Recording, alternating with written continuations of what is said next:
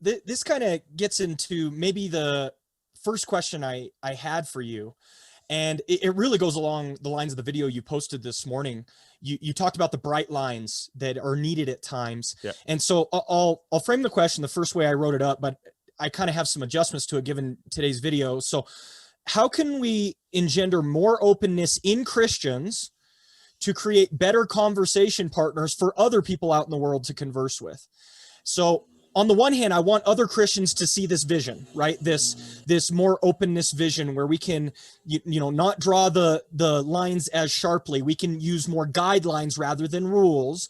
And so I want more Christians to be able to embrace that without completely, going progressive Christian. We're sacrificing the entirety of the scriptures, etc. Yeah. But I also, at the same time, and you pointed this out today, but I see the value of rule makers. I do see their value. Yes. I see what they bring to the table. Right. And so I don't necessarily want to convert everybody to some sort of guideline user. So I guess, what are your thoughts on the balance between those two dynamics? How can we because here's the other thing. If you're more open, you, I think, also have a tendency to be a little bit more open to the rule makers.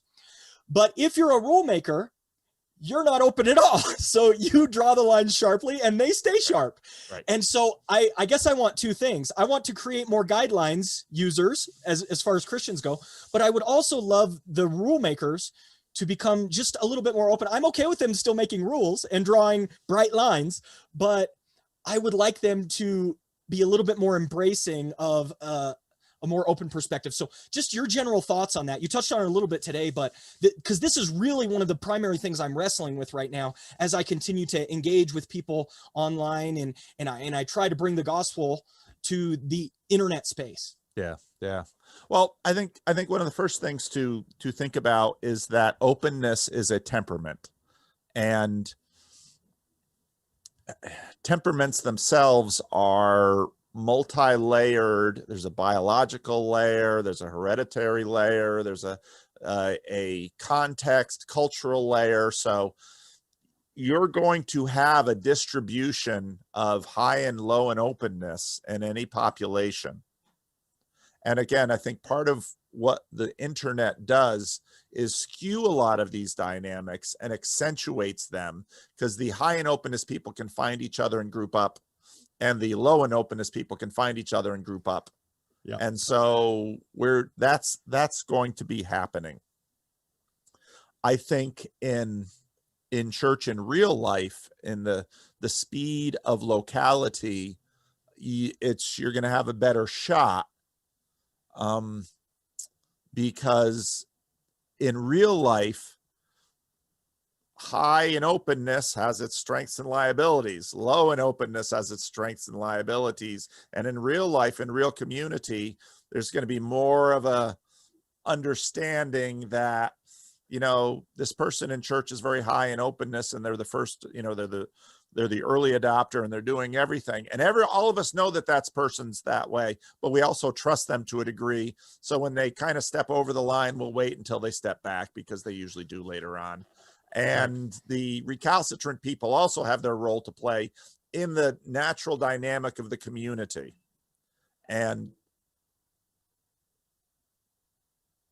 you're not going to get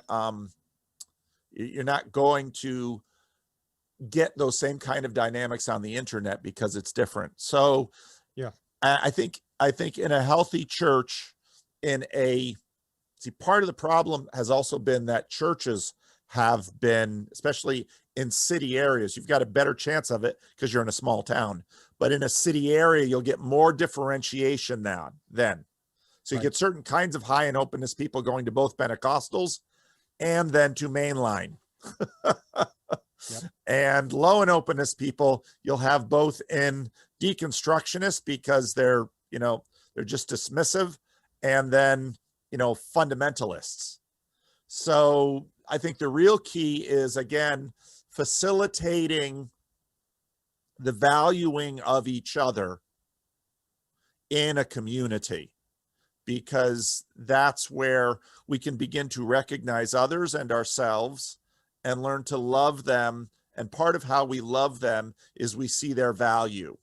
And so we let them be who they are, And in the midst of a real church, we work on that. And again, given the fact that you're in a small town and you have a small church, those are all advantages.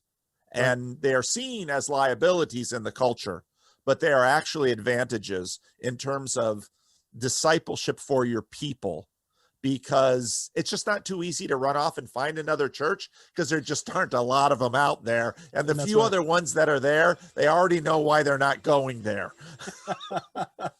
Yep. So, Yep. I think, again, the patient pastoral work of doing it in community is what's helpful, because that's going to temper all of the people. And the openness, the high in openness people, because there's other value, won't, go run over the pail. And the low in openness people won't burrow in too deep, and because they still need each other. And Yes. with a little church, so much of a little church is just keeping the doggone thing running. And, that's, gosh, if I stop giving to the church, it's going to go under. So doggone, I'm going to keep giving to the church. And if I don't show up to the church, doggone it, the thing's going to close. And if it closes, I got to go to that church. And I don't want to go to that church. So we're going to keep this one alive. So, and so I think you see the challenges, but I think the answer in real life is the normal work of ministry and discipleship in the church. Online, I think the best we can do is modeling. So I talked to Benjamin Boyce yesterday, and that'll come out at sometime soon, I'm sure. He's got the recording. But, he asked about bridges of meaning, and you had a chance to get to know that community a little bit. Yeah. Modeling is critical, I think, in an online screen-filled place, because, and I think doing what I've done in terms of, in a lot of ways in my channel, as it sounds like on your channel, you had an idea and you did what came naturally.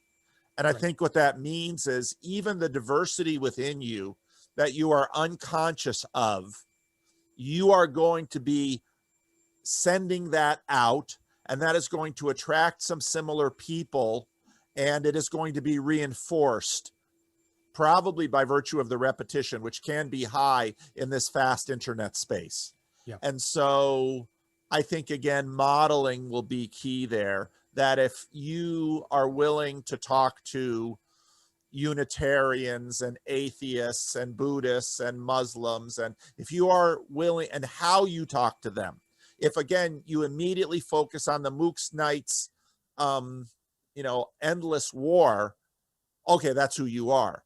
But if you're saying, oh, those aren't I have other values I have other values than those, that I am actually going to forefront by demonstrating patience and listening and care, and I'm going to value them as human beings above their tribal labels, that's a powerful thing to communicate. And yeah, I think that's, some of that got into Bridges of Meaning Discord and has been an element of this channel. So you're going to be tested on how open you are. There are going to be people who are critical of it, even people that you like, people who are friends, people that you trust. But, just as you had, when you had that moment, you got to be you, and stick to your guns and be you. And if someone else decides, you're a bridge too far for them, that's their decision. But don't let them bully you. You be you, and watch your conscience, and do it in prayer. And when you make a mistake, admit it. And when you do that kind of thing, that's just basic Christian discipleship. So I appreciate that. A bit of an abstract follow-up you just reminded me of, and I think you talked about this in one of your videos, but I think I'm going to get the categories wrong. You said something like Protestants tend to manifest their differences in institutions themselves, whereas other Christian traditions tend to subsume them underneath the broader umbrella. Yes. Given everything you just said, do you think we as Protestants have, in a sense, set our denomination for failure in this situation, because we take those who are open and we create a church, and we take those who are low in openness and we create a church, and we tend to fragment so much that we just have little siloed communities that are grounded in our little sub culture of Christianity? Like, I think about the work of Jonathan Pageau, and to me, Eastern Orthodoxy seems like ready to flourish, and I just look at different Protestant denominations, and I've got my toes in many different Protestant areas, and I just look at the massive hill we have to climb, and I think our work is cut out for us comparatively. So again, maybe a bit of an abstract follow-up, but I'd like to hear your thoughts on that too. Yeah, that's a good question. Protestantism is a function of urbanization, and it might not feel that way in your little town, but that's where and why it grew in many respects in Europe. And it's a, democracy grows out of it. It's part and parcel of all of this modernity. Now, I think as we're emerging from modernity, some of the benefits of some of the other traditions will emerge. And I suspect Roman Catholicism in the West adapted quite significantly to modernity in ways that Orthodoxy didn't. So that's going to give the Orthodox certain advantages. But I think some of that lack of adaptation is also going to present some of the biggest challenges for Orthodoxy as well. I mean, it's almost always the case that the strengths and weaknesses are on the other sides of the coin. So, these are very long, slow processes, and they're going to outlive you and I. I mean, Protestantism isn't about to die yet, right? But I don't know. I mean, Roman Catholics are more Protestant than they care to admit, and the more interaction I have with Roman Catholics, the more obvious that becomes. It's different, but they've been drinking from the same cultural fountains as we have. Yeah.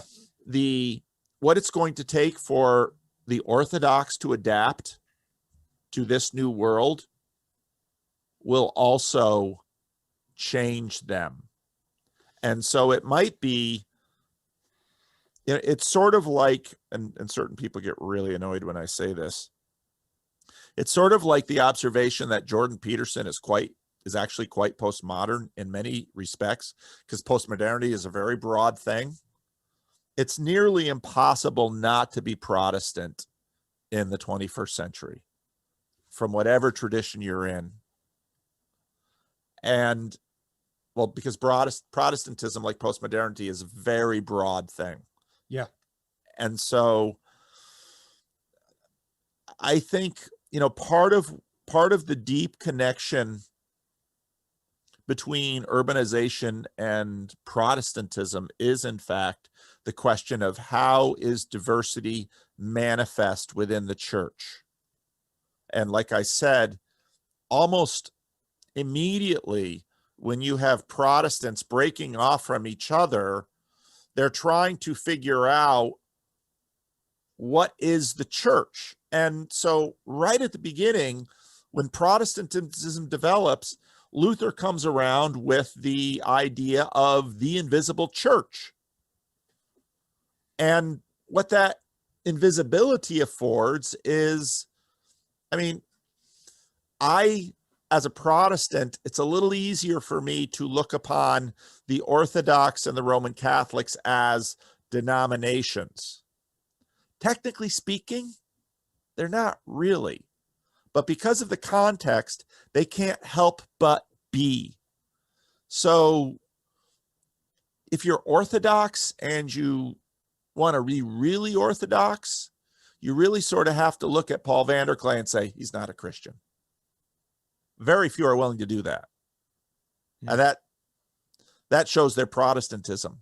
Right. You can find little Protestant groups. And so that dynamic you were talking about, all that testing, you'll find Protestants all over the place that will say, he baptizes babies, he's not a Christian. You know, right. They speak in tongues, they don't speak in tongues. If you don't speak in tongues, you're not a Christian. Protestants will play that game all day long with you. And the Catholics used to play it, and the Orthodox used to play it. That's why they excommunicated each other. But on this soil, at this time, put Jonathan Peugeot against the wall and say, your father, who's an evangelical, is he a Christian? I suspect Jonathan Peugeot will say, of course. So how Orthodox are you really? Well, I'd say he is, but that we have now framed Orthodoxy as a version of Christianity, and we have, in a sense, implicitly assumed the invisibility of the church because we don't have one frame anymore that contains it. And this conversation is going on fiercely within the Roman Catholic world right now. And so, yeah, we Protestants have our troubles, but everybody's got troubles. And so we're, and you know, and then, you know, along comes Tom Holland, and well, to what degree is Sam Harris a Christian? And it's Jordan Peterson that basically comes out and says, kind of, hey, you really sort of believe in God. It's like, and again, we're back at the Protestant game. So it's a good question. No, I like that very much. No, it's really interesting. And I think that this is something I've been thinking along the lines of lately that's related. And I just want to maybe test the waters with you and see your thoughts. In the past, when lines of communication were much harder to come by, you could be, so for example, I'll go to a problem that happens in churches all the time, excommunication. It used to be, you had church discipline, you had, you know, a covenant that you're going to sign with the church. And if you violate it, you can be excommunicated. We can practice church discipline. We can follow Jesus' rubric in Matthew. We're good to go. In the modern world, it's almost impossible to excommunicate anyone because of the fact that, just like you said, they can just go down to the church down the street. Now, a small town is somewhat shielded from this phenomenon, but especially in a large city, man, I've got 20 churches within driving distance to choose from. So what ends up happening is you kind of lose that dynamic of Christianity to be able to excommunicate. So now to blast this theme out a little bit more broadly, we used to be able to afford to draw hard lines in the sand. Watch out for those people over there. Don't go over there, etc., because they could just go down the street, and those were the only bad guys you had to worry about. Right. Nowadays, I can get done listening to one of your videos and then immediately be listening to something that's completely different. And now everybody is soaking up knowledge from all directions. And it strikes me that our old strategy of let's build our fences pretty soundly, let's protect the sheep by corralling them and making sure that the boundaries are clear. I think that strategy doesn't work anymore. Yeah. And I think now what we need to be doing is, instead of trying to build fences around our sheep, because there are way too many ways the wolves can get in now, I think we now need to train the sheep to defend themselves. And I think that partially happens through interacting and engaging with other ideas, not shutting them down and saying, don't go over there, they're heretics, don't go over there, they don't teach the gospel. Instead, let's bring all that information in and let's chew on it, let's wrestle with it, let's try to get some ideas about it so that we can all be better informed and better communicate with people who are outside of our camp. It seems to me that in an internet age, a communication era, that's the only option. Now, I do recognize I have the convenience of nuance. I live in a situation where I am able to play with gray areas and fuzzy boundaries and all that type of stuff. That may not work across the board, but I don't know. That's something I've been really trying to think about recently. And I would just be curious to hear how that bounces off of your ideas. Well, it's analogous. So when I went to the Dominican Republic, check that off on bingo. Christian education was rote memorization. When my father was in a one-room schoolhouse in the prairies of the United States during the Great Depression, a little later, during the First World War, when he was in Second World War, when he was in grade school. A lot of rote memorization. Education in the 60s and 70s and 50s, actually before that, moved away from rote memorization. In the church, my parents' generation still had their catechesis as memorizing questions and answers from the catechism. That was their catechesis.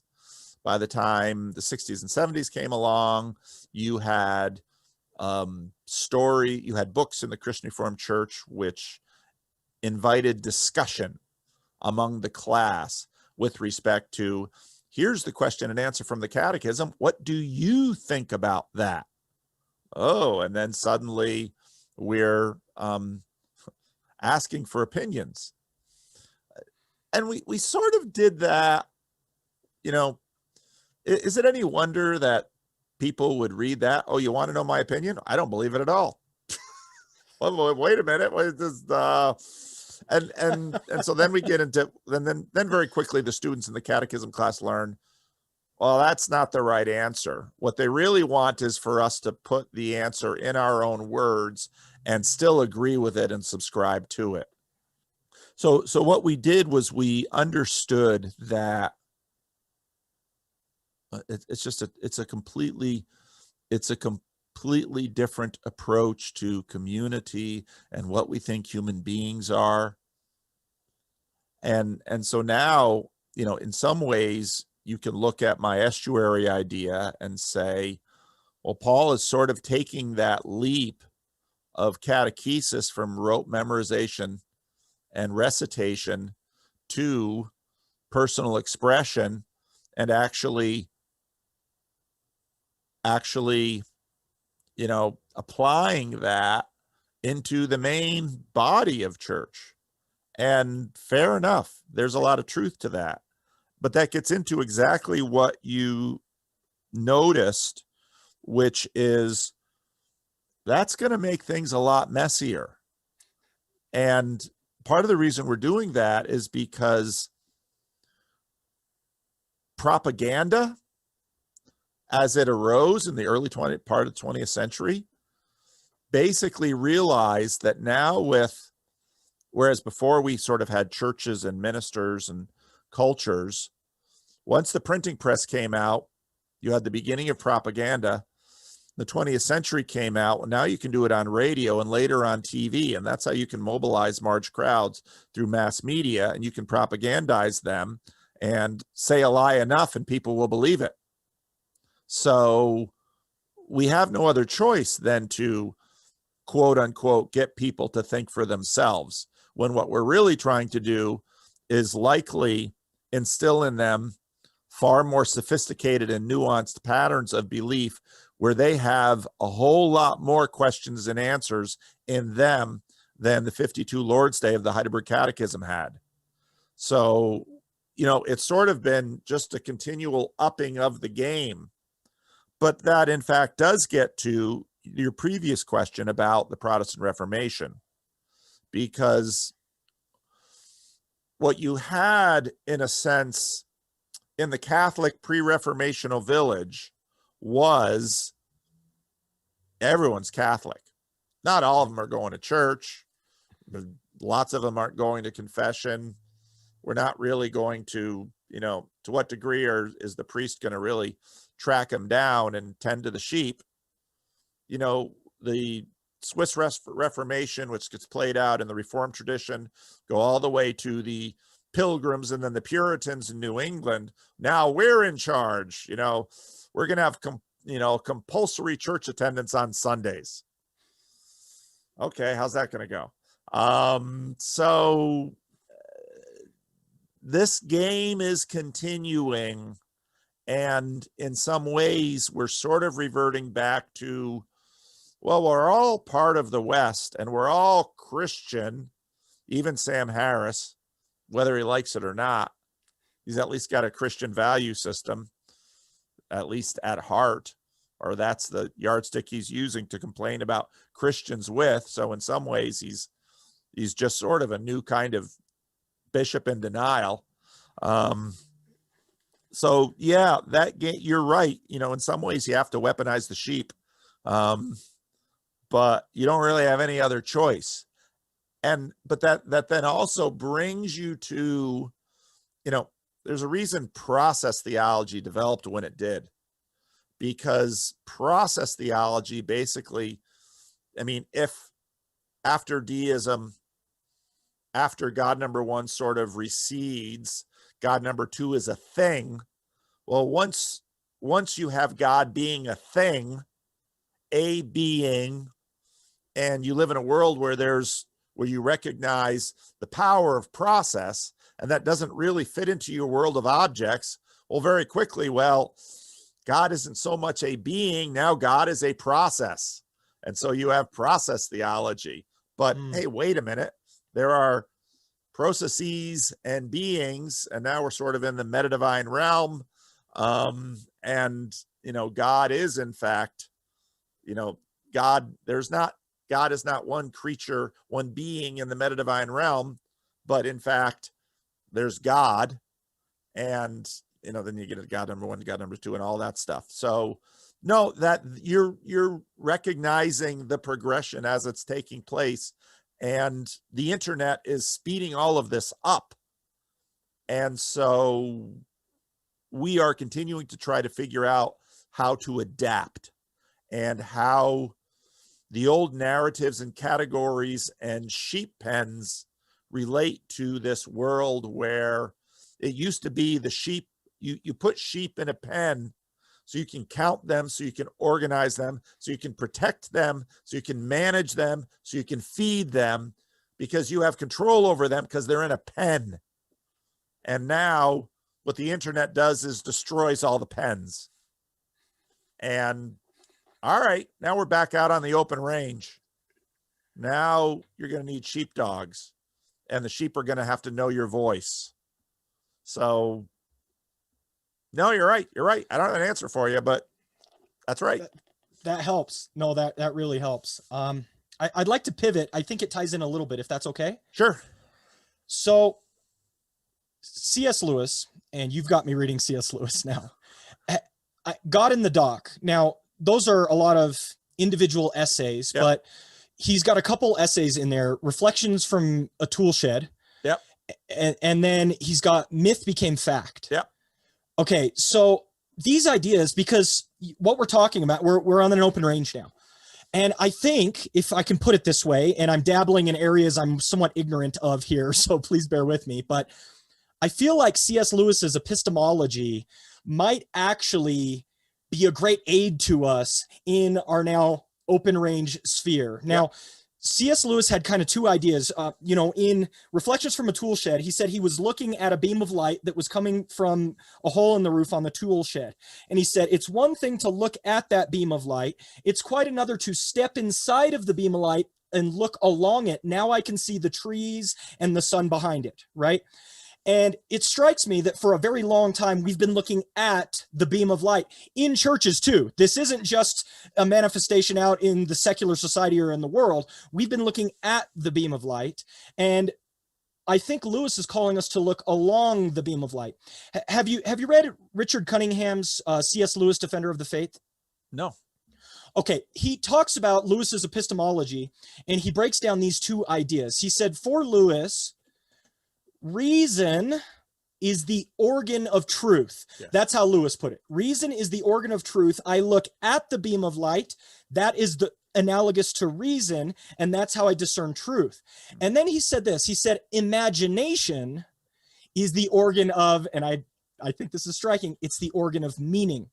Imagination is the organ of meaning. And then, of course, I got Vervaeke meaning crisis things popping up in my head. So it seems to me like we've got a lock on reason, or we've been spending a lot of time focusing on that. As a result, a lot of truth has resulted.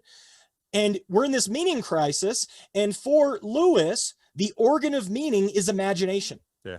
And as manifested in two things for Lewis, allegory and myth.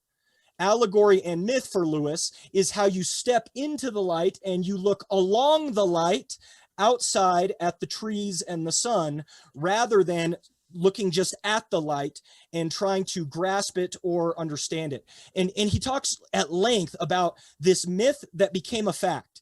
In Christianity, we have this myth that brings the organ of meaning in, and now we can resonate with it. For Lewis, and again, I'm treading in areas I'm only just learning about here. No, you're doing good. Keep going.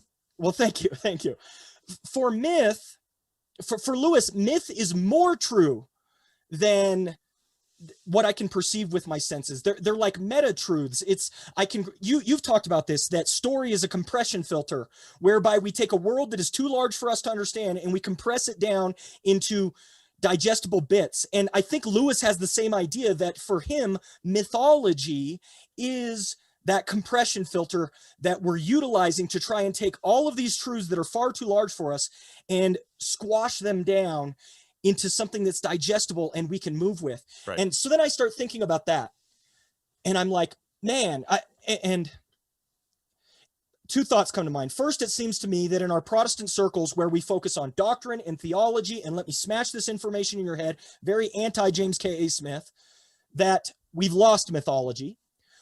But then I look at the foundation of our religion and our faith, and the whole thing, the Bible is, in Lewis's language and definition, pure mythology. And it's this myth that's become fact. So I guess my question for you is how can we re-mythologize Christianity and make the imagination come more alive? So because to me, that at least is a component of some of the meaning crisis we're suffering, even within the church. If we can revivify the imagination and remythologize the faith, perhaps, if Lewis is right in his epistemology, we can find some meaning that we have lost. That's a lot of stuff. What are your thoughts? Well, that's good. If you're trained in, let's say, the Reformed tradition, you get a diet heavy in reformational teachings and mythologies, or reformational teachings and doctrines. Yeah.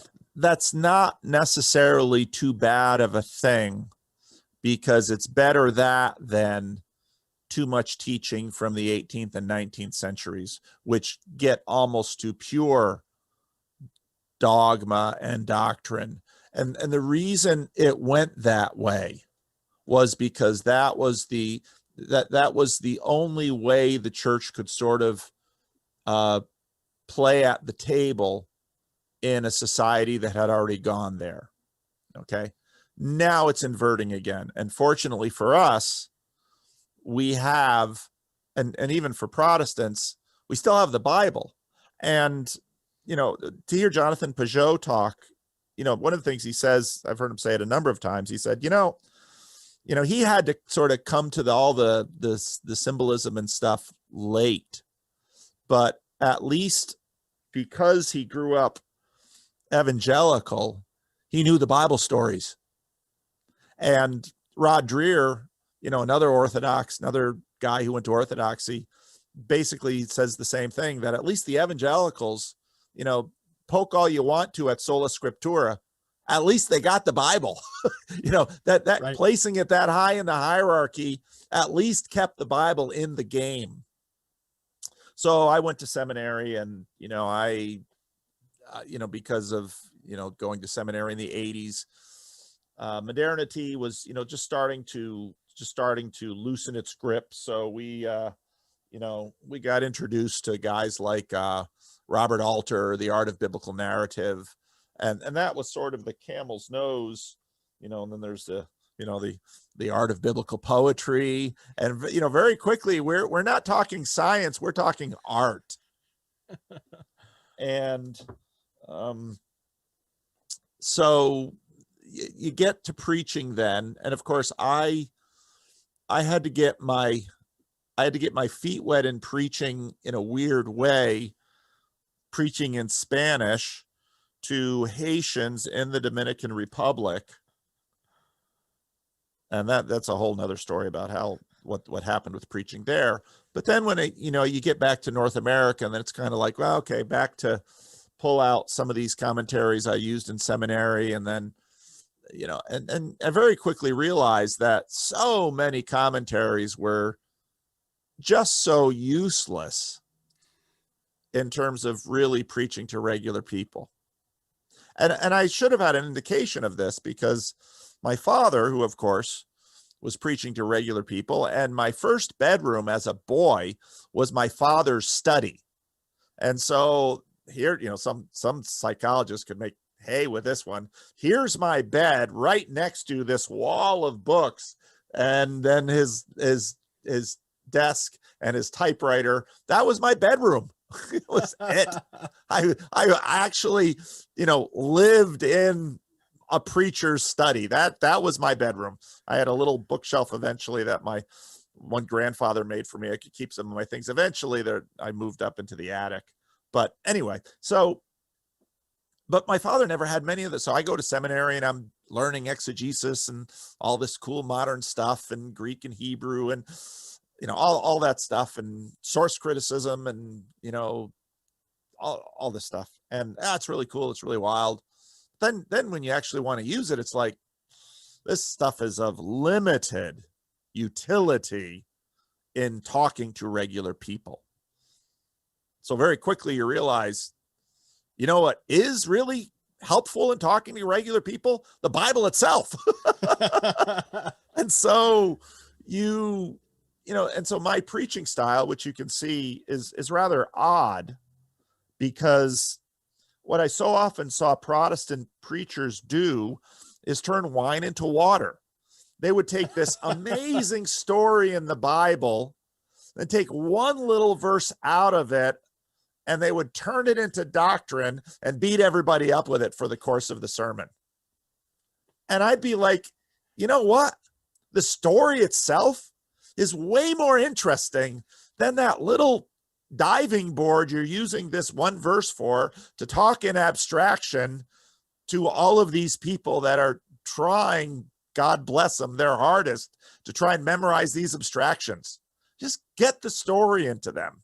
And so the point of the sermon should be to bring the story alive and try to connect it with the stories in people's lives, which again, it took a while to figure out what the job of pastor is, because in a modern frame, your job is to, cram all kinds of doctrine into people and, bully them and corral them to defend it, and to be all these little, to do what the kind of people that are annoying you on the internet are doing. These are the products of our churches. And the reason I know that the Catholic and the Orthodox are Protestants too is because on the internet, they do the same thing. And I have very little interest in that game. And what I do have interest in is, to listen to Tom Holland talk to N.T. Wright on Unbelievable, and Tom Holland working through all these issues of belief, and all of the historical / all of the issues of modernity and Christianity, but then to hear him say, and you have these Christians and they don't read the Bible. The Bible's amazing. The Bible's amazing. I mean, he sees it.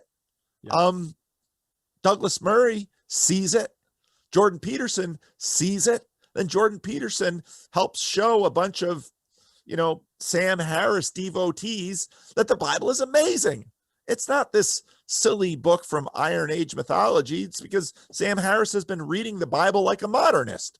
And Peterson comes out and says, gosh, what a horrible way to read that Bible. Why don't you read it this way and have some fun with it and learn something from it? And he finds congruence with, of all things, evolutionary psychology.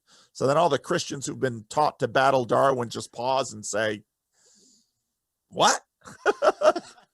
So, I think that, teach the people to love the Bible and love the story of the Bible and enjoy the poetry of the Bible.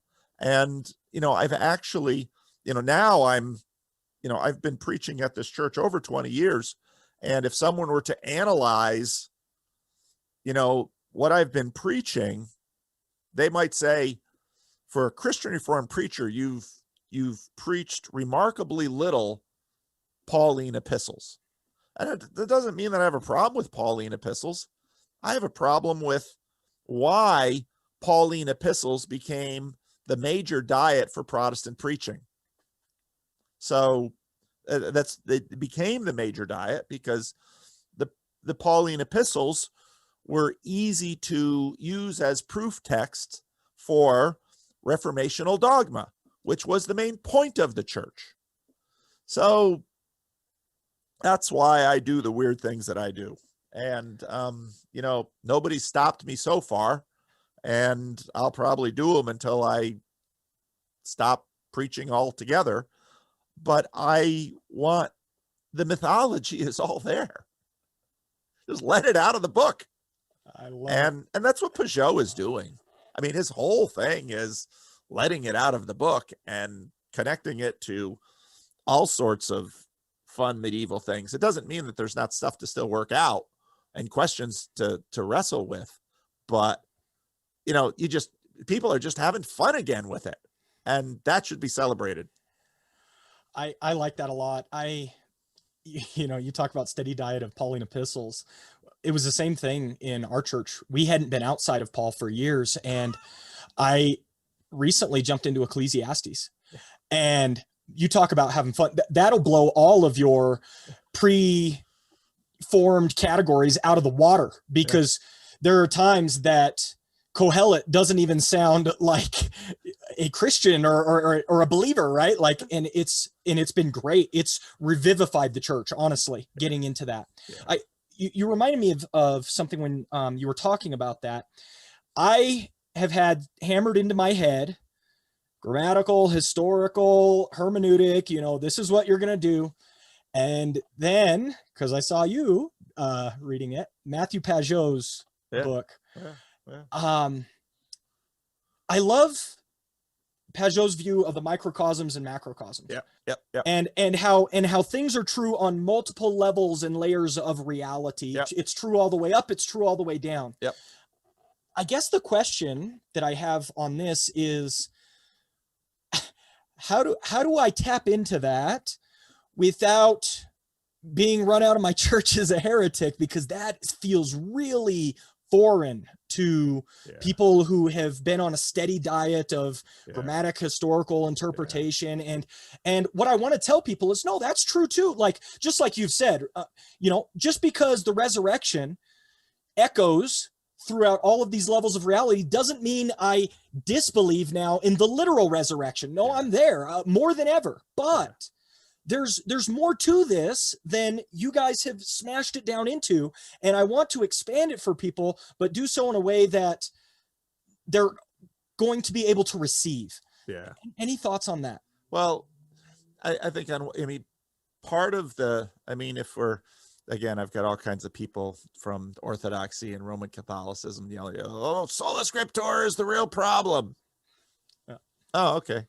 Well, I'll tell you what, I can use sola scriptura all day long with Protestants, and as long as you tie it to the Bible, most of them won't attack you too hard.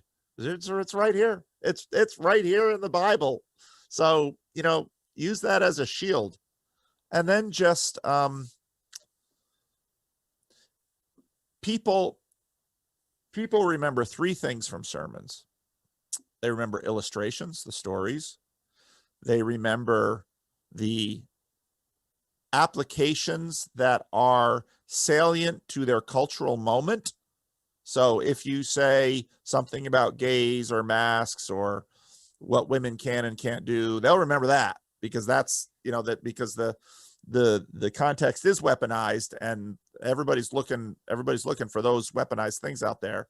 And the third thing is how they felt during the sermon. That's what people remember from sermons. All this doctrine and dogma, that's way down the line in terms of what people pull. They're normal, regular people, you know, and the ones that do pay attention to that, they'll become your elders probably. And so you'll have to manage that conversation. But so if you stick to the Bible, and if you're warm so they feel loved, and if you're not foolish with, you know, all of the unexploded munition that's lying around in our culture war, and if you tell stories that actually fractal from the biblical stories, which is what, what sermon illustrations have always done, yeah, I don't think you'll have a problem. But watch out for those three. Make sure they know you love them. Watch out for the unexploded munition from the culture war. Don't make stupid errors with unexploded bombs. I see pastors do that. And it's like, did you really need to talk about that during that sermon? Because now you're going to spend weeks or months or years. You might have just derailed your ministry in that church because you said one careless thing about a culture war munitions piece. Just, when you do deal with the culture war, you're dealing with the culture war, and make sure you know what you're doing, because stupid errors on that, you're done. And it's unexploded munitions. That's what those are. And then the third one is use illustrations that illustration is symbolically resonant with this Bible story. You do that, you're fine in a Protestant church. There's still people. No, I appreciate that. I've got a bunch more questions. I don't know when you need to land the plane. Yeah, I should probably land the plane now. Okay. Well, thank you so much, Paul. Well, we can talk again. This was terrific. I'm going to check out your sermon preparation videos.